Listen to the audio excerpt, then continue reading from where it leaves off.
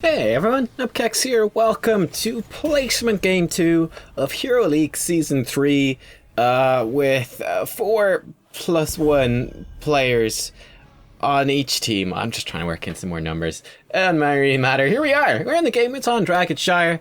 We're going to be last pick. Feels bad, man. And I'm saying hello again. We've got our good friend Kazuhat's up there as first pick. On the enemy team, we've got Grubby. So, battle of the content creators. Of course, the two best and most well-known content creators in the game here being, of course, Grubby versus Kazuhat's. Excuse me. But we've got Sake here as our team captain. I think a pretty well-known and well-liked player. I think he was a pro German player in StarCraft.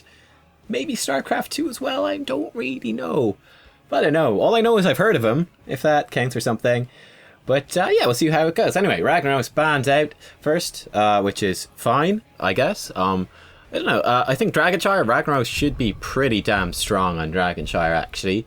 So I'd expect he'd be pretty good first pick potential there.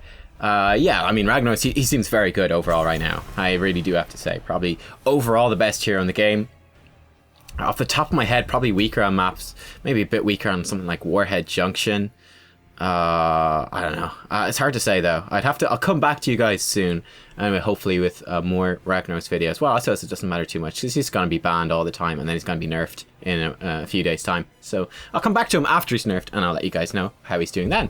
Anyway, you can see here on our team we're considering what picks we're going to pick up for Sake hovering Raynor and yeah, to spoil the draft slightly, which is already in the thumbnail, no doubt, we will ultimately be playing Raynor ourselves in this particular game. I think he's a really strong hero right now. He does have a small bug, which is part of it. Basically, Seasoned Marksman improves the damage of Hyperion. You see, that doesn't actually have too large of an impact in this game. More so, I think the meta actually really suits Raynor very well. You can see Sake, either because of the bug or because he also believes Raynor is good, is hovering him quite substantially here in this particular draft. But leading off with the Gul'dan first pick on our team, pretty good choice on Dragonshire. Great wave clear, great AoE damage, great heroic. Yeah, he's a very good sustain as well, I should say too. A very good hero on Dragonshire. Grubby picks up Zarya. I'm off here in. So I mean, all things considered, now we're looking at Brightwing and ETC. I'd say like absolutely dead standard, really good picks all around. You see, I picking Oriel for a second before I realized, hang on. He's picked a healer. We don't need another one. Really, we're probably all good here. But yeah, dead standard stuff so far. Absolutely dead standard stuff. I was really considering, Dahaka or Chen. I think I have, if I remember correctly. Yeah, our the last pick with us, Brain here, is saying he prefers assassin or tank. So I was actually in the middle right there, as you saw, of asking him whether he would like to play that. Again, I'm not sure if that means assassin or tank or if it means assassin or warrior, in which case if he plays assassin warrior he probably solo lanes quite a lot, but anyway, whatever is up to him. I do prefer generally I'm not a huge fan of playing solo lane warriors or assassins that much. I more prefer rotating with the team and stuff like that. Like, I do like Thrall. I just think it's kind of a characteristic of my play, I would say, is that usually pretty good at rotations and stuff like that. And I think that's something that doesn't get used very much in a solo lane, obviously. I don't know, I just find the solo lanes can be kind of boring sometimes. So yeah, I'm more than happy for him to play Thrall, and I think Thrall's really good. And this is setting us up so well for a Raynor composition, like unbelievably well. First of all, Raynor, I think, is going to be good against Malf and against Zarya. It's basically saying they're not going to have, well, we'll see exactly what they pick up. They don't have good dive yet, so we're pretty safe. Val and Kelthis, right? So they don't have any dive at all. Maybe their final warrior will. But that's actually perfect for us. This is setting us up so well for Raynor, right? We've got ETC, we've got Thrall, got a Brightwing, and then we got Gul'dan for sustained AoE damage and wave clear. Like, we've pretty much got it all right here. So we'll have Thrall up in the top lane, just doing top lane things for the whole game. He will join the team fights later on and presumably pick up Earthquake, which will, slow down the whole enemy team, just set us up beautifully to melt through Zarya, basically all 4 of the heroes they have so far are super easy picks. Okay, make it all 5 of their heroes so far are really vulnerable to Raynor late game. We're gonna melt through anyone who comes anywhere within our range. We've got super long range, so that's gonna be most of them. And we got Thrall, so that's gonna lock them all down. On top of that, we've got ETC, even more lockdown. Gul'dan will handle the wave clear and the AoE. And then Brightwing will just, give us a bit of a speed boost if we're ever in trouble, and things should be just fine. Things should be just fine. The Dahaka pick is pretty bad from them. They got really screwed over, basically, I would say, by the Kel'Thuz's Vala double pick. I think that's awful. Basically, I think it really sucks.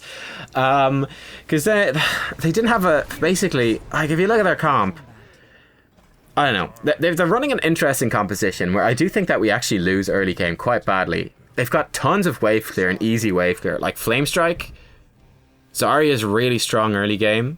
So, okay, early game, right. Dahaka and Thrall are just going to be soloing against each other. Fine. We're going up against Zarya, Kel'Thuz, Vala, Malf. Like, they have so much wave clear. Malf, Vala, Kel'Thuz, insane. And then Zarya pretty strong too. So it's pretty scary, actually, early game. They're going to have a really powerful rotation. They're going to push us in quite hard. Raynor's crap early game. We've got like Brightwing and Gul'dan to clear early, and like Gul'dan's pretty short range wave clear, all things considered. So we definitely have to watch out for that. But later in the game, like literally, there's nothing they can do against Raynor with the Thrall and with an ETC. Like it doesn't even matter who our other 2 heroes are. Like there's nothing they can do. We're gonna throw Earthquake down. We're just gonna melt through them. We actually stood in that for a while, trying not to shoot. Ooh, actually move too far forwards. Have to use our Q to knock that Dahaka away, just in case we get hit by a tongue or anything. But yeah, we had to move up there. Being very careful not to shoot the Zarya shields as much as we can in this game. Zarya with full energy is an absolute bully. She's so strong early game, and you can see we lost the first fight. Start getting focused down. Actually, pretty good punish by them on that. Definitely having to be careful here. I think this is I remember this game actually. I think one of the big things for me in this game was just getting used to playing ranked again. I really do want to probably only play ranked this season. You learn so many bad habits in unranked draft because the game quality is just exceptionally low. You learn so many bad habits, but I felt like, I think in this game you'll see, I was being too aggressive. Instead of just sitting patiently and waiting for late game, I was trying to be too aggressive and make too much happen early on, which is not where our composition shines. I think we're gonna probably lose the game pretty badly until maybe level 10. Then it should be pretty even, and just from that point on, we're just gonna win. Basically, there's no way around it. I think our comp just completely outshines theirs later in the game. Gul'dan is almost dead though, so that's always worrying. Just trying to trade a bit with Vala, just shoot her, and we do take her pretty low in health. So that's pretty good. Of course he has Malfurion, so he just heals her right back up again. We are channeling the Dragon Knight, but we're not going to be able to rotate and take that back. Speaking of rotations, Gul'dan's asking for rotations. Like I said, it's going to be very difficult early game because our wave clear is so weak. It's going to be very, very difficult. I don't think we can actually rotate that well. Certainly nowhere near as good as the enemy team. I mean, they just literally run up, Flame Strike, multi-shot a wave. It's gone. It's dead. Malfurion can like solo clear a wave. We're just getting some damage on Malf, but we have to be careful of rotations from that mid lane. It's going to for one final hit. That was actually too greedy. That's what I'm talking about. That's definitely greed. Now I'm in a really bad spot. ETC doing a good job zoning for me, and we do make it out. Oh, but high energy Zarya. God damn it, picks me off at 1Q. Honestly, going forwards for that final futile a Q penetrating shot, whatever it's called, against the Malfurion. That was the big mistake. It was far too greedy. Just take the win of getting him low health and back off. Save the Q to defend himself when you're pushing forwards. In fact, probably shouldn't be pushing that forward at all when this early in the game. But yeah, that was something I kind of learned from this game. I was like, yep, all right, cool. Being too aggressive, being too greedy. Just calm down. Calm your tits, Nubkeks. Shoot Zarya once. Don't shoot her again when the shield's up. I see so many people. It's like, again, this is a classic unranked draft symptom. It's don't shoot Zarya when she's got her shield on. You give her energy. You make her do way more damage. It's really horrible. It's a bad idea. Just leave her alone. Just don't kill her. You can see Zarya is running up towards the middle. We need to get in on top of this shrine. They're zoning pretty well. I'm going to try to cap it, but I think Zarya's probably channeling by now. And yes, she is. Zarya did grab that. Maybe ETC could have gotten into the shrine earlier. We could have just dived that shrine, presuming she'd rotate away. Of course, it could have left us in an awkward position if she was just kind of baiting that or she came back. But it's not too big of a harm. It's an early game Dragonite, 4-minute Dragonite. It will get some damage down, some damage done, and we'll get them a bit of a lead and probably get them to level 10, which is the scary thing. If they get to level 10 first and get the second Dragonite, that's a bit scarier. But still, if we hold on, okay, we should be fine. I'm gonna sidestep, just step out of the Fire Breath and try to focus this down. That's like my main goal. I think I was actually still in it, actually. Oops. It's a bit of a weird hitbox, it seems. But yeah, my main goal here is just to focus down the Dragonite. Again, they don't really need me in the other lanes. My wave clear is kind of crappy. But one thing that Raynor does do well is focus down single targets. So that's fine with the Dragonite. I feel like we've kind of overcommitted heroes here, though. We've got 3 heroes defending against the DK. Luckily, the Haka burrows up, so that's alright. Clear out this wave. I'm going to start rotating down. Need to get out of here, basically. You can see the enemy team actually got their most significant push was in the bottom lane. Dragonite drew us away. They got a nice push. Well played by them. Well played by them. I'm not sure if did the Brightwing teleport up? I feel like the Brightwing might have teleported up a bit unnecessarily. Now, it's not a huge deal, but just something to be aware of. Trying to dodge as much of Zarya's damage as possible. And I absolutely get destroyed! Get destroyed. Too greedy, man. Just too greedy is basically the name of the game. Luckily, Thrall does solo the Haka up in the top, so that's good. But Jesus, we just got blown up. Got blown up. Got a bit too greedy trading into the Zarya. Again, not like there's nothing really that's going to come of it. That's like the big issue with what I was doing there. It's like, sure, we're trading into the Zarya well, you know, we're avoiding her shield and we start shooting her. It does some damage and we're not giving her energy. But it's like, is it going to kill her? Is it going to force her out of lane even? Is it going to do anything? Not really. It just left me in a bad position for being ganked. Something I should have been watching out for, considering just how good the enemy team's wave clear is, how fast they can rotate and push. They out-rotated the team. I was not paying attention and got punished for it and picked off. I didn't have enough time and didn't react well enough to dodge. I maybe could have dodged the kill with stuff. I don't know. I think we were just dead pretty much from just overcommitting and pushing into lane too much. Unfortunately, feels bad, man. We do lose the healing fountain in the bottom lane, and that will make this phase more difficult. The fact that we're down some gates and down the fountain. Brightwing dies. I think in the mid lane. Pretty nice gank once again on them off Urine, but it is still early in the game, so you know our damage as Raynor hasn't scaled up to its full single target melting potential yet. But certainly later in the game that's going to be a very dead Raynor. Wait for the shield to expire and then shoot. Alright, please don't shoot Zarya when her shield is up. Now, that being said, actually, here we go. Later in the game, then yes, later in the game we can absolutely do that. Later in the game, Zarya will pop her shield and we'll just laugh and we'll just kill her. It doesn't matter, her shield's not that strong. But early game, her shield is really strong and you don't have enough damage to bust through it. You're just gonna like hypercharge her. It's gonna be miserable. Knocked Zarya away, just try to mitigate some of that damage, and we do walk away with a sliver of HP. Her E heals us up a little bit. Throwing the Hyperion in on top of this. Guys, everyone who watched that first video, are you surprised that Kelthus is being a douche in this one as well? I don't think so. I think the ETC is actually playing very well. And Zarya showing why she's so strong on Dragonshire. Apart from that early game pressure, the amount of safety she brings to that 4-man rotation, the amount of bullying she can do. He can just interrupt that shrine channel from so far away with the Qs. Completely prevents us, solo, from taking the Dragonite. And now we'll see how things go. We still have stage dive available on ETC, so that's good. I'm just going to lurk here for a while, making sure that they can turn this in. Gul'dan doesn't know why his team captain is doing stuff. Lacks imagination. We're going to rotate up towards the top. Brightwing is going to soak the bottom and push that out. We just want to be here just to defend this push a little bit. We can see the enemy team has devoted multiple heroes up here. Yeah, you can see there's 4 of them up here actually. Thrall in a bit of a bad spot. Looks like he is going to die. We get caught by 1 flame strike. We do dodge the route, but that new freaking buff Pyroblast. We tap the well. We're healing up, but bam, we die. Brutal. Oh, it's brutal. God damn it. Brightwing could have TP'd up and saved Thrall. And she could have TP'd up and saved me. She'll TP up and, I don't know, do stuff. But holy shit, man. Holy shit. That was like, we were on 90% health. We took a Flame Strike and a Pyroblast, and we just got one shot. Oof. Oof. That hurts. It really hurts. It really does. Kel'Thuz's, actually, I forgot to mention this in the last game. I think Kel'Thuz's a little bit better than I expected. I forgot just how good the Pyroblast buffs were. I actually quite like it. That was insane. That was insane. We just got melted. We just got melted. Now later in the game it won't matter. Once we start having bigger team fights, Brightwing should be able to nullify that with Shielding Dust. And we should be fine. But something definitely to watch out for. The range on Pyroblast now is huge. You used to be able to just walk away and you'd be fine. We can't really do that anymore. When we take out the Malf, Kel'Thuz is able to walk away. We maybe could have split focus a bit and got more than that, but it doesn't matter overly much. I'm going to come around here now and start working on these towers.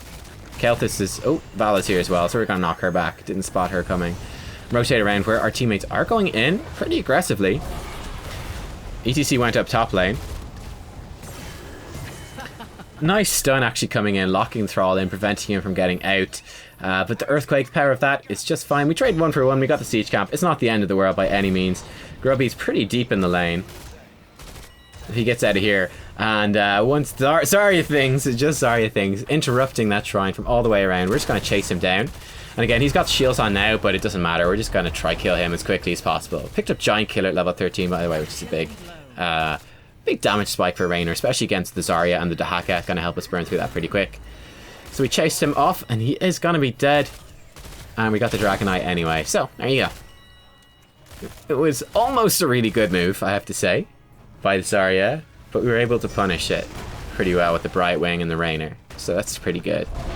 Now our W with the level 7 talent, we picked up move speed, so that's quite useful.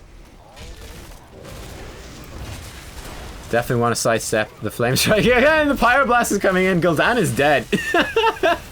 God damn it, Kel'Thuz. Kel'Thuz is better than I thought. Once again, Brightwing could have teleported in, but didn't. Again, I think Gul'dan is an absolute asshole, but I don't think he's strictly wrong here. I think Brightwing has not been doing a very good job at all of watching the map and teleporting in. Much more focused on... I think he's been overly focused on the mechanics of solo laning as opposed to doing what you should be doing. Dahaka does not land the tone. Sidestep the Kel'Thuz stun, and things are going to be okay. Both teams fairly even on XP. But late game is our game. It's basically the long and short of it. Gonna finish off these minions, get rid of that vision. The enemy team is trying to steal our Siege Camp. Gul'dan isn't here, so this is very much their advantage. Their fight to take, their fight to win. Dahaka's gone super deep though. Malfurion's gone in. With the whole team going in there, I'm actually just gonna go throw the Hyperion out. Almost died, but just the passive healing. And I think it might have been a shield from the Brightwing actually. It does save us. And pretty nice. Our teammates go very deep. Earthquake doing work. Hyperion doing work, stage dive onto the enemy team as well. All 5 of them go down. Rest in pieces, rest in pepperonis. That was a huge fight for us. That was so good. But yeah, we were honestly pretty lucky to survive that. Pretty lucky to survive that. Picked up Executioner as level 16 talent, by the way. Yeah, we got very lucky. We're just going to push down a keep now. You wipe the enemy team. You don't go take a Merc camp. You go push down a keep. You don't even need minions, we can just push it down on our own, right? Don't need minions. Helps to have them there, but we don't need them. It's gonna assist the wave clear as we go. It's just fine. Dead keep, thank you very much. We do want to keep stacking Seasoned Marksman a little bit, so it's all good. I'm just gonna run away, perfect. And there we go. From that teamfight win, we got a level and almost 2 levels of XP advantage. We took down the mid fort and the bottom keep. Thrall is showing us everything Kel'Thuz ought to be by being a nice person. We're going to take this Merc camp. This is a little bit risky. We do need to be somewhat careful. We have some vision from this bottom minion wave. We do need to be aware of this rotation. We've got 2 people are up taking the Bruiser camp.